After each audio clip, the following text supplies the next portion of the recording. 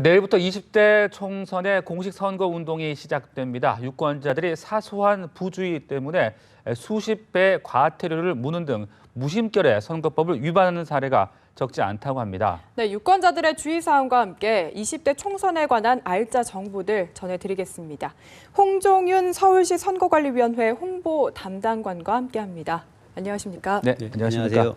자, 이 유권자분들이 잘 몰라서 혹은 또 이제 무심코 부주의 때문에 이 선거법을 위반하는 사례가 종종 발생하고 있다고 하더라고요. 그 먼저 금품이나 향응을 제공받는 경우, 이런 경우 지금 규정이 어떻게 돼 있는 겁니까? 예, 선거와 관련해서 네. 예를 들면 뭐 후보자라든지 이런 사람들에게 지지해달라든지 이런 형태로 음식물을 제공을 받는다든지 아니면 교통 편의를 제공받는다든지 네. 이런 재산상의 이익을 받는 행위에 대해서는 30배에서 50배 정도 과태료를 물리고 있습니다. 네. 근데 이제 50배를 무는 경우에는 적극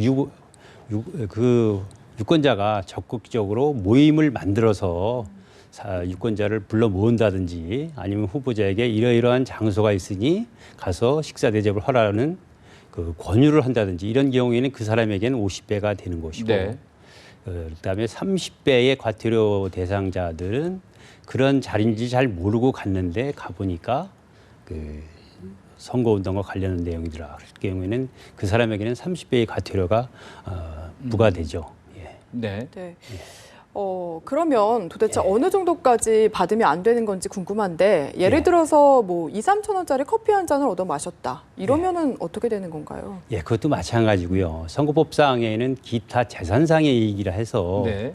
그 돈이 들어가는 것은 어떠한 경우에도 선거와 관련해서 받으시면 안 되겠습니다. 그러면 예. 예를 들어 2천 원이면 거기에 30배 이렇게 되겠죠. 네. 그런데 아까 잠깐 말씀을 하셨는데 그런 자리인지 모르고 가서 식사를 대접받아도 과태료를 물어야 된다. 지금 이렇게 돼 있는 겁니까? 예, 그렇죠. 네. 근데 모르고 갔을 경우에는 네.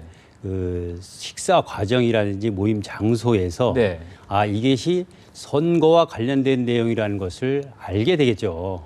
그러면 예. 그거를 알게 됐을 경우에는 그 즉시 그분이 이 선거와 관련된 내용이라든지 증거 자료를 확보를 해서 예. 오히려 선거 관련해 신고를 해서 그 내용을 범죄 사실을 해주면은 네. 과태료 부과가 대상이 아니라 오히려 포상금 대상이 되겠죠. 그러니까 이제 그런 자리인지 모르고 그냥 단순히 뭐 예, 동창회 예. 모임이라든지 뭐 지인과의 그렇죠. 식사 자리인 줄 알고 갔다가 예. 알고 봤더니 이제 그런 그렇죠. 모임이었다면은 예. 즉시 이제 바로 좀 증거 자료를 확보해서 신고를 하면 예. 방법이 될 수 있겠군요. 예, 그렇죠. 네. 근데 차마 신고를 못하고 그냥 어물쩍 넘어가다가 네. 이게 선거 관련해가 먼저 알고 조사를 하는 경우가 있습니다. 예. 그럼 그때 가서라도 자수를 하시면은 예. 그 받은 금액만큼의 예. 돈을 선거 관련해 내고 그리고 그때 당시 정황을 선거 관련해 자세히 얘기를 해주면은 네. 자수자로 처리가 돼서 이런 경우에는 2배 내지 10배에 해당되는 과태료가 경감이 됩니다. 네. 그래서 그런 경우를 알게 되면은 첫째는 그 선거 관련해 신고를 해주시는 것이 좋고요. 네. 또 지인 관계 때문에 마지못해서 그걸 못할 경우에는 나중에라도 자수를 하셔야지만 과태료를 최대한 적게 몰 수가 있는 것이죠. 네. 그러니까 나중에 자수를 하더라도 과태료가 아예 면제가 되는 건 아니네요.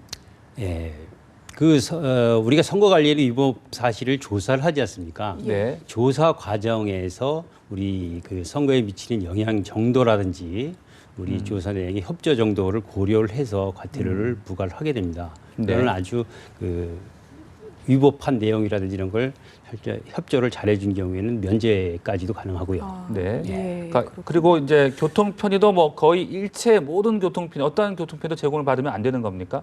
그렇죠. 교통편의도 마찬가지입니다. 네. 내가 그냥 탈 경우에는 돈이 들어가지 않습니까? 예. 그렇지만 상대방이 내가 들어갈 돈을 다른 사람이 대줬을 경우에는 그것이 선거와 관련된 경우에는 네. 그 과태료 대상이 되겠습니다. 네. 이렇게 과태료도 부과하는 반면에 아까도 예. 이야기를 해주셨는데 포상금도 있지 않습니까? 예, 예. 도대체 어느 정도나 되는지요? 포상금은 선거법 위반 행위를 신고를 해서 그걸로 해서 우리가 조사를 해서 위반으로 판정이 나서 검찰에 수사라든지 고발을 했을 경우 또 경고를 했을 경우에는 그 포상금 심의위원회를 열어서 포상금을 지급하게 됩니다. 최고 네. 5억까지 지급이 가능합니다. 아, 예, 그렇군요. 자, 그리고 또 이 인터넷이나 SNS 하다 보면은 이제 예. 평소 자기가 좀 싫어하는 후보에 대해서 이제 낙선 운동 관련 그런 글을 올리는 경우들이 있는데 예, 그렇죠. 이럴 경우에는 또 어떤 처벌을 받게 되는 겁니까? 예, 지금은 유권자의 정치적 의사표현 자유를 보장하기 위해서요. 그 특정 후보자에 대해서 허위 사실이나 네. 공지된 사실에 대한 비방하는 내용이 아니면은 낙선한다든지 아니면 당선시키기 위한 거의 모든 행위가 허용이 돼 있습니다. 아, 네. 다만 그 유권자가 인터넷에 게시할 때 이메일이라든지 그 인터넷 홈페이지에 게시할 때는 관계없겠습니다만 이메일을 보낼 경우에 그 한꺼번에 여러 사람에게 보내기 위해서 전송 대행업체라든지 이런 데 보낼 경우에 이런 것은 돈이 많이 들어가기 때문에 후보자만 가능합니다. 또 문자 메시지 발송하는 경우에도 전송 대행업체에서 다량으로 한꺼번에 보내는 경우 이런 경우는 일반 유권자는 할 수가 없는 것이고 후보자만 가능하게 됩니다.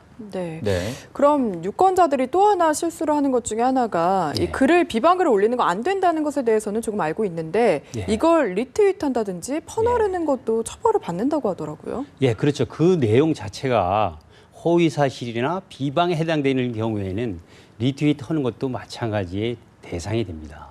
네. 그리고 이제 뭐 관련해서 뭐 반상회를 개최하는 것도 이것도 안 되는 겁니까? 예, 선거 기간 중에는 네. 특별한 사유가 없는 한 반상회를 개최할 수 없도록 규정이 되어 있습니다. 아, 그렇군요. 그럼 특별한 사유가 어느 정도가 돼야지 특별한 사유냐? 한 5, 6년 전쯤에 그 강화도인가 이쪽에 그 무장 탈영병이 있었습니다. 네. 그럴 때 반상회를 개최했었어요. 선거 기간 중인데. 네. 예. 그런 정도의 사유가 되어야지만 반상회를 개최할 수가 있는 것입니다. 아, 네. 그 아주 외에는 위급한 예, 상황에만. 선거 기간 중에는 반상회를 개최할 수가 없죠. 네. 그리고 선거 벽보 이야기도 해보고 싶은데요. 예, 예. 이게 어린 자녀들이 장난 삼아서 낙서를 하거나 찍게 되면은 또 처벌이 이루어지는지 궁금합니다. 그게 뭐 정도에 따라 차이는 있겠습니다만 선거법에서는 후보자의 선거운동 자유가 보장이 돼 있습니다. 그래서 선거운동 기간 중에 후보자 선거 벽보라든지 또 현수막이라든지 이런 선전 시설물을 훼손하게 되면은 최고 2년 또는 400만 원의 벌금까지 처할 수가 있습니다. 네. 그러니까 후보자를 알리기 위한 선거운동으로 보장된 것이니까 이건 주의를 하셔야 되겠죠. 네, 예. 그렇군요. 자, 그리고 또 투표를 좀 더 이제 높이기 위해서 여러 가지 또 방안들도 마련한 것으로 알고 있는데 예. 이번에 전국 어디에서나 이 사전 투표가 가능하다고요? 예, 그렇습니다. 네. 예. 이 사전 투표 제도는 과거에 부재자 투표 제도였었는데 이 부재자 투표는 사전에 신고한 사람만 가능했었습니다. 네. 그러나 지금은 그 선거일에 개인적인 사유 등으로 해서 투표할 수 없는 분들은 전국의 읍면동마다 하나씩 설치되는 어느 사전 투표소나 가시면은 아, 네. 신분증만 가면은 투표를 할 수 있습니다. 이것은 선거인 명부를 전국적으로 하나로 만들어서 아, 그 선거인이 가게 되면 해당 선거인의 주민등록지에 있는 그 후보자의 투표용지를 출력을 해서 투표를 하는 방법입니다. 네. 선진국에도 없는 그 대한민국에서 처음 해가지고 아주 성공을 했죠. 아, 예. 네, 네. 그만큼 투표율을 높이고자 하는 그런 그렇죠. 게 아닐까 예, 예. 싶은데 그래서 그런지 인천공항 그리고 서울역 용산역에도 사전 투표소가 설치가 된다고 하더라고요. 예, 그렇습니다. 먼저 번 지방선거에서는 인천공항에만 했었습니다만 이번에는 서울역하고 용산역에도 추가로 이제 사전투표소가 되는데요. 이거는 추가로 설치되는 것이 아니고 서울역 같은 경우에는 남영동 관할입니다. 그래서 남영동 사전투표소가 서울역에 설치가 되는 것입니다. 그래서 서울역에는 그 사전투표소 설치가 되고 4월 1일부터 6일까지는 그 투표 참여 홍보를 위해서 투표 참여 홍보관을 설치합니다. 그 장소에서 미리 사전투표 체험도 할 수 있고 그리고 선거 절차, 선거 역사에 관한 내용을 전시를 해놨습니다. 네.